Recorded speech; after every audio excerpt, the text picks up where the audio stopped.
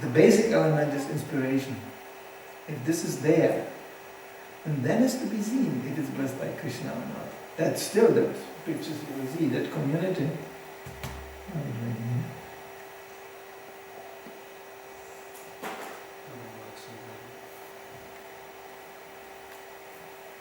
Krishna wants to show us. Please wait. Perfecting means it's doing something. Yeah, do it.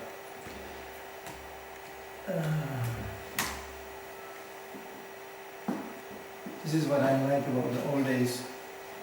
In the old days it was called a slideshow. It was a machine which is pushing slides back and forth like this. It worked immediately. Can we turn off the light? Huh? Yeah. I didn't have to pray for perfecting the image. It was already there. Now we have to pray for every perfecting image on the way. It's good. Sophisticated. Computers really sometimes learn to be humble.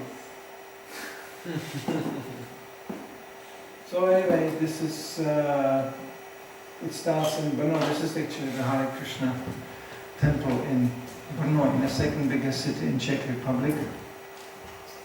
How do I go to the next one like this? Oh yeah. So it's an old building, but for Czech circumstances, it's a quite luxurious facility. It's still quite central in the town located. You can go on a foot in the central town. Krishna consciousness is in Czech Republic all this since, let's say, 20 years. Yes, for sure. Lots of books got distributed. Preaching over there is quite nice. Even Czechs are officially the most atheistic people in the whole world. That's the official thing. But they don't classify us even as the religion. They think we are just funny Hare Krishna people. Because devotees can present themselves on any level. We are culture. Prabhupada said we are not just religion. We are the whole culture. We have the whole lifestyle. There was even one. Prabhupada applied for land, in Delhi. And the mayor of Delhi was a very favorable man, but he said, you cannot get that land. That land is already reserved for recreation. Prabhupada said, well, that's what we are doing. Give us the land. We are perfectly teaching people how to recreate by chanting Hare Krishna. And the man said, sorry, but nobody will believe that. So it's not just a religion. So anyway, it's called Prabhupada Bhavan. It's the house of Srila Prabhupada.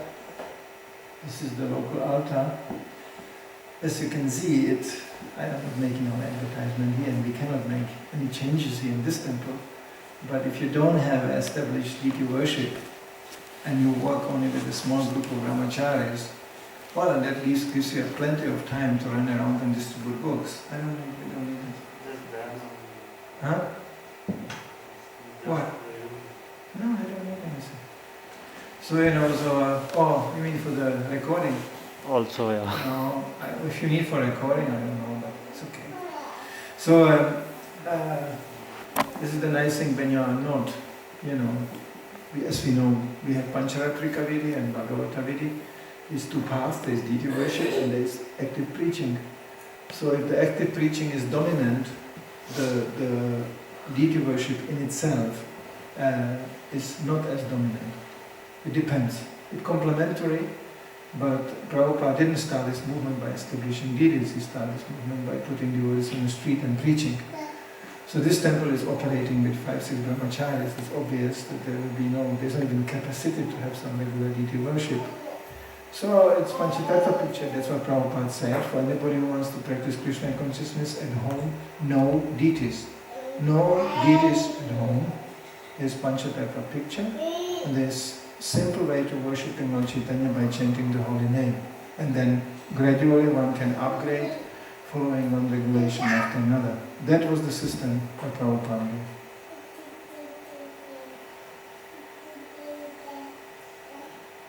The real pleasant thing on this is that all these pictures you see on the altar, this is not photos. This is painted by local devotees. They are very, very artistic in these areas.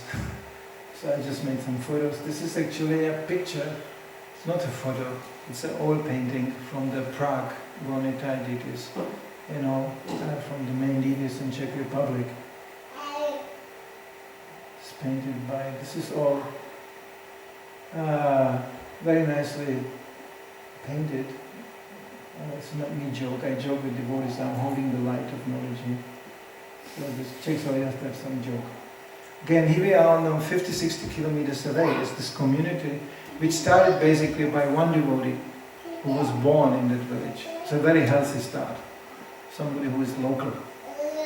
And this is so remote, you cannot imagine. The road doesn't go any further. It stops in that village, and after that comes just forest. It's a hilly area. Pretty hostile from the climate point of view.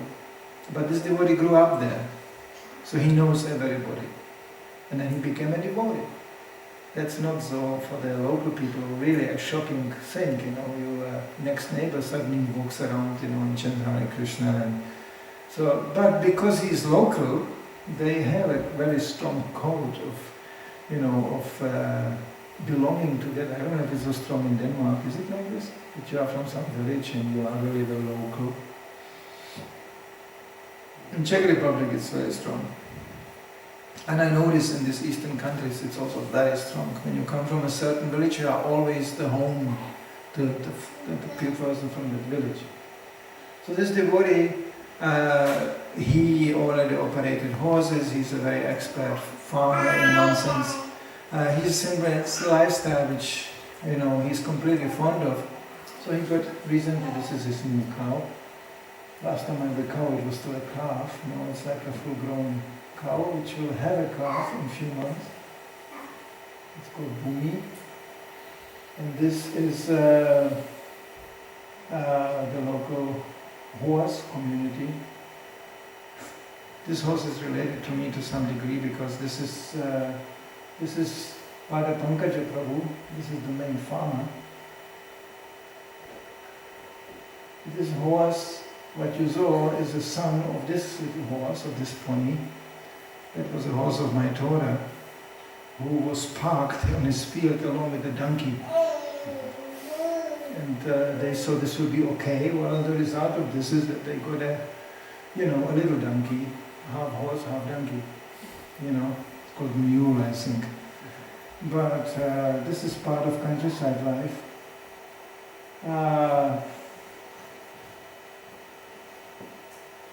Devotees are trained of actually the whole concept of this, as we know, Prabhupada very much strongly advocated this type of lifestyle for Grihasthas. And this community is already it's by now 9 families, one after another. None of these families, besides this one, is farmers. They all came from cities. And they came there simply with this idealistic idea to have a peaceful place for them and their children to grow up. The land is relatively cheap. The housing is cheap. Everybody basically brought some investment there, got themselves a house, with no particular strong concept how it should look like. They just wanted to be together in a relatively peaceful environment. This is something which we know is difficult to obtain and difficult to achieve because devotees are so accustomed and I would say even addicted to some degree to live in the cities. Because cities provide seemingly some sort of comforts, transportation and work and all this. So it's an extremely revolutionary thing Prabhupada gave.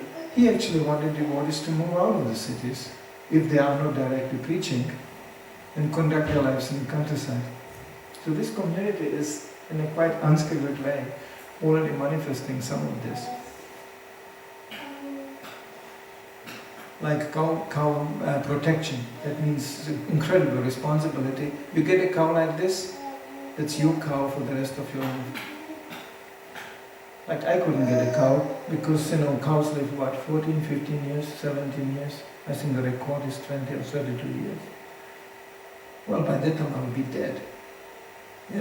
So I cannot get a cow basically, because if I cannot secure that cow and protect it, and make sure nothing happens to that cow, then I shouldn't have it.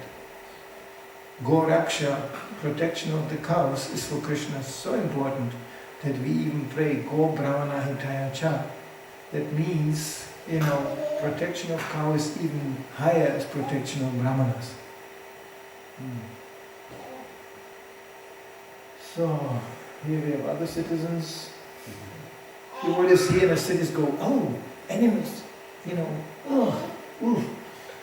But when you are living on a farm, you appreciate the existence of a cat. Why? Because there will be no mouse. And where there is a mouse, there is such a destruction taking place, you cannot imagine what a mouse can do. They will eat, half of the house. So this is how automatically coming about. This is another guardians. People think, oh, a dog. How can look at the house, how it's decorated, with the lotus prints of the dogs. People say, why this?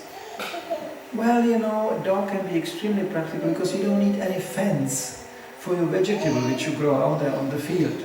Why? Well, there will be no rabbit and no deer coming close to that salad you are growing. There's one way of these guys standing around. So they are like a living fence, Yeah. And they have a fun out of it. They can go very, very long and very fast. Unfortunately, you find sometimes a chewed up rabbit, that's what it is. Because then there are two rabbits go zigzag like this, and they escape, and they corner the rabbit from two sides. And the poor guy has no chance. But this is basically a service in connection with the fact that you are growing vegetable for Krishna. So they're actually also doing some service. This is practical farm life. You have to live with this. I'm not advocating no dogs, I'm not a dog propaganda. But personally, it's demanding to associate with them. They are very loving. Animals in connection with devotees become very, very tame. They love it, the devotees, Fortunately, these dogs are already trained, and they're not to embrace you, they always want to embrace you, and they want to lick you, and do all kinds of things because they love you so much. But that's the problem. It's not like in India, In India you don't have that problem because the dogs looks like rats, Here this is quite different. But these dogs are already trained by the devotee that they will never jump on you, they will not lick you. And then he goes, Dandavats! They are all lying on the floor like this, so they are trained. So this is one of the dwellings, this is how devotees live. You can see it's very simple. They buy an old house, and then gradually, according to the means, they reconstruct that. There's not much money going around, but there's lots of manpower going around. Devotees are constantly helping each other. This is also a habit from the communistic days. Where in the communistic days, you didn't just pick up the phone and call a company to fix something, because nobody came. So, you have to help each other like that. So devotees are practically, from the village now, half of the houses are owned already by devotees. You can see how, this is now of course winter time, you can see how peaceful the countryside is. There's nobody there. So this is of course conducive for Grihasthas because, besides the internet danger, where do the children go? What do you want to do? So it's actually also enforcing personalism. Because the only fun you can have is to associate with other devotees. Really. Because there's simply nobody else there. These children grow up like this in these communities. I already noticed now, there are by 9 families, it's already like 6 children running around, small ones. They have such a strong nature you cannot imagine. They just, they act practically almost like half-grown up people. This happens in these countryside communities. So this is again Pankaj Prabhu in front of the new temple. They did something ultimately really offensive to the Czech nation. This building was the only bar, pub in the whole area. They bought it and turned it into a temple, which is like the ultimate offense to the last remaining local folks who cannot go anywhere anymore. Instead of sitting at home and drinking the alcohol at home, there's no place to go. because devotees bought that place and turned it into a temple. This looked much worse, the building. They renovated the roof and everything. It was very neglected, the whole area. During communistic days, everything was falling apart. And because they are local, even local devotees said, in this bar, in this pub, even my grandfather was getting drunk. No, I will sit here and chant Hare Krishna. What a satisfaction. This is, you can see how simple and little and the village is. This came in. This is another next village, Parapangaja, bought this building. It's much larger as it looks like. This used to be the local police station actually. He's turning it into a prasadam production factory. That's actually his main business. I will just show you in very quickly how few of his products he's making. They are quite spectacular. It's called instant prasadam. He developed a technique how to actually make an instant prasadam. That means something you drop in a hot water and becomes soup. You drop it in a hot water, it becomes actually a pie or something like that. Don't worry for the pleasure of the local ecological health food fanatics. It is absolutely nourishing, it's documented, it doesn't lose any nutrition value. But it's quite amazing, and he's very successful in that business, and he's like the backbone, the economical backbone, by now practically engaging most of the members of the community in his business. So he just got it, more or less. The top floor will be flats for devotees, and the bottom will be a shop and the prasadam production line. You can see how the rooms still look inside. There's a heavy marathon right now going on to reconstruct. That's the backyard of the whole thing. The big garden behind.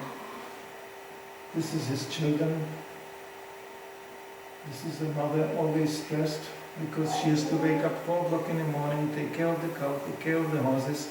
By the time she is finished, the kids are waking up, and then and then the husband is already around, and then she tries to change some rounds, and then it goes like this.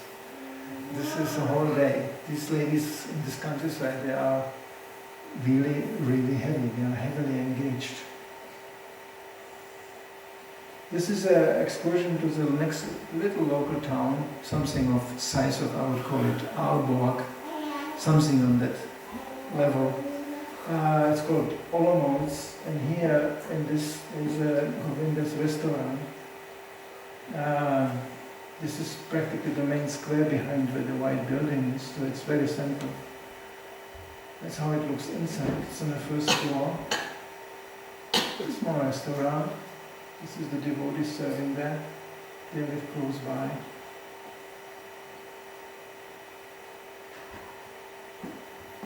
This is very nicely done actually. Oh, this is another member who joined at night. There's a whole story to it which I don't know. And this is inside in that pub. Devotees are finishing. It's just, you don't see in front, but the first devotee is standing in front. He's working during the day in this prasadam factory, and in the evening at night he's renovating his place. So it's a one-man shop actually. And his father is a carpenter, he joined in, and you can see the ceiling. This is all made from wood. This is all completely newly made. And there will be an altar full of Jagannath. The floor is also done completely new. It's not polished and lacked yet, with the inlays of different wood thing. They're very skillful, these people.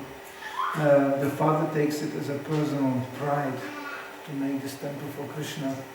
And you can see the floor. He makes even the doors, it's all handmade. This is not bought in some shop. He's producing even doors, and he's making cupboards in the walls, because he said the room should not be covered by furniture because devotees need place to dance. So he's building, indoor, the whole cupboards are in the walls. This will be the main entrance here, and the idea is, because through the businesses devotees do, they already attracted so many people who actually want to visit them. But they have no really place to show them. So they expect this temple being quite often visited by all kinds of people who come on the basis of the businesses they do. This is in a local, there's another place they bought, was a big cow barn, big place where they park the Sankirtan bus for public programs. This bus is serving in the summer, traveling around for various Hare Krishna festivals. This is a couple, this is like some of the congregational members, but they are all living in Slovakia, which is not far away from that community. It's only 1 hour car drive on the Slovakian side. That's the next country. The language is very similar, Czechoslovakian. It used to be one country. So it's a little bit like Swedish and Norwegian, something like that. It's very similar language. They can speak and understand each other. And they were one country for many years. So this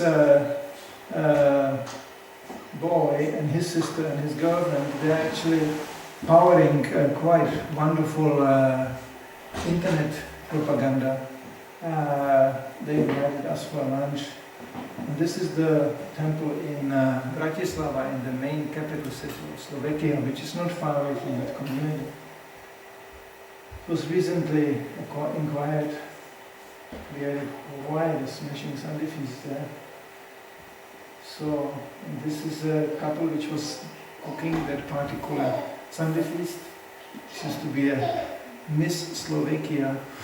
It's a modeling lady, which became devotee. Actually, she gave up her career and became a very good cook. This is her husband.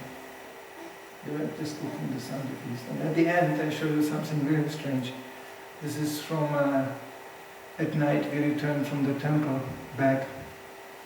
And they have something on the street which you will be amazed what it is. It's a milk automat. Like people go here and buy cigarettes. You can go there and get a fresh, purely ecological milk. It's on a level fresh from a cow. Because, and this whole country is full of these automats. The government is very upset about this because the milk is relatively cheap. And you can day and night go, and you access here first this. You get your bottle, it's completely hygienic, it's disinfected. Or you can bring your own bottle, that's what you want. You throw some coins in, and then you go in, and you simply hold the bottle there, and you can fill up your milk. And behind the whole thing, it's like a little house, and there's a perfectly refrigerated fresh milk, which is supervised every few hours by the local farm community, which is producing this ecological milk and maintaining these machines. So they are just very, it's just a joke. I never saw a milk machine in my life like this. So I was just laughing. He showed this to me and he said, yeah, we take milk here day and night. You can get fresh, milk, and he said it's on the top quality. Anyway, this is just a joke on the way back. So here we are. Okay, can we have some light maybe? I just want to show you a few things and that's it.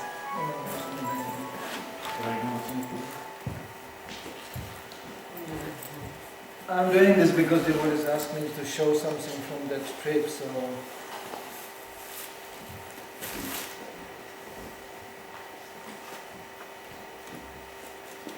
There's some kind of calendar line that I wrote.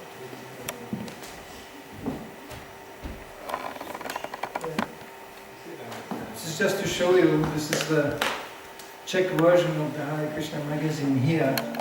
You can have it going around if you want. You will not understand the language, but the graphics are impressive. This is written by devotees only.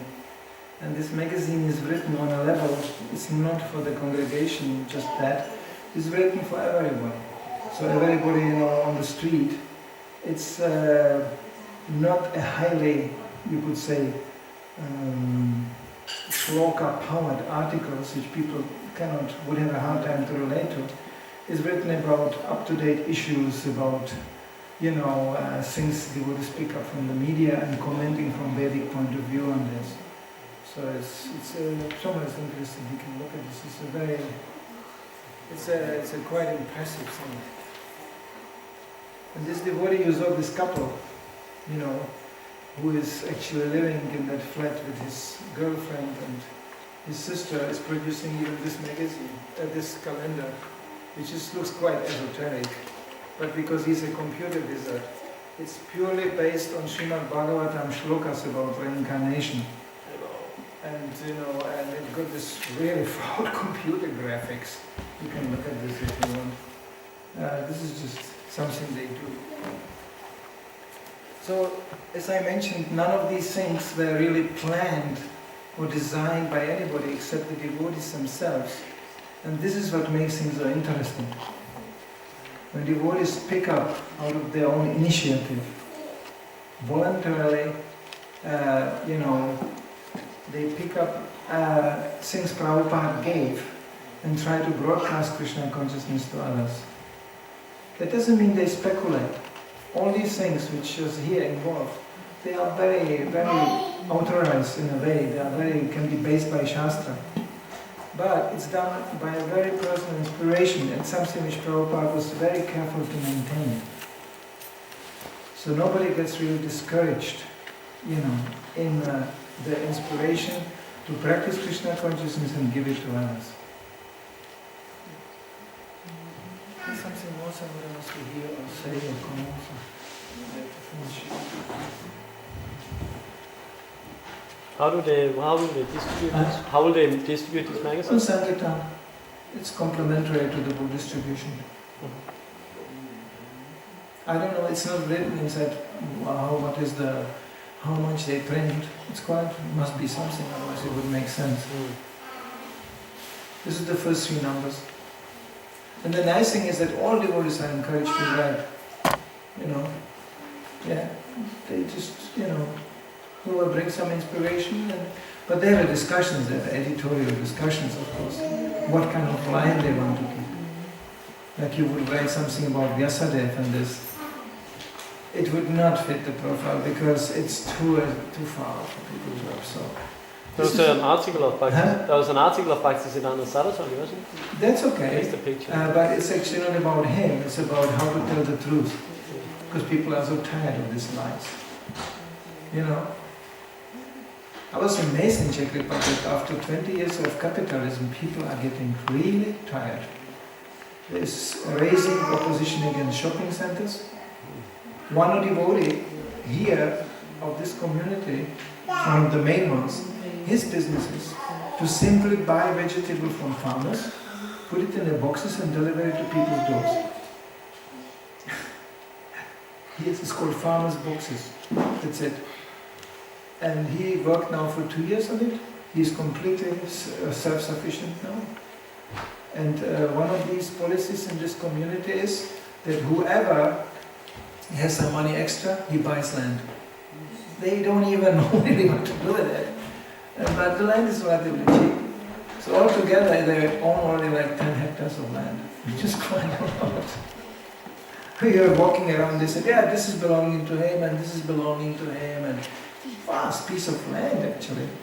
But they are not in a position yet to work with it entirely, but they take it like an investment, because they have a secondary agenda to that where their karma-related businesses don't work anymore, then they can move back to the land and live from that. That's like the secondary agenda. That's what makes the community so interesting, because it's exactly what Prabhupada actually expects us to do. Don't expect community like this being beaming with Brahminical spirit. It would be a little bit frustrating, not at least on this stage. Like I said, the first one who will embrace you is the dog.